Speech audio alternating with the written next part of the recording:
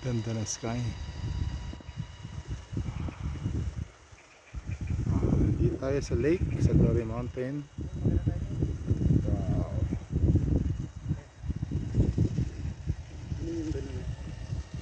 Aday, dito tayo ngayon sa lake. Ano masabi mo? So Father, ang lake po natin dito mga kapatid talagang napakaganda at talagang excellent yung pagtatagawa. Sa una, kami, mga pastor, nagbayad kami din, baktas namin kami dito.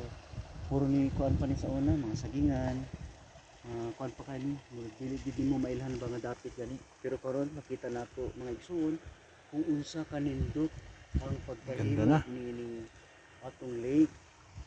Even though man-made lang siya mga igsoon, pero makita ni mga dagan kay nag-isda dagko kayo mga isda mga igsoon. Yung ani gud kadagko o mas dagko pa ni tanawa na nagpa dito. May nangisda. May nang isda dito mga igsoon tanawa. Unya taod-taod amo lang sugbaon unya. Kita ninyo mga igsoon. Okay.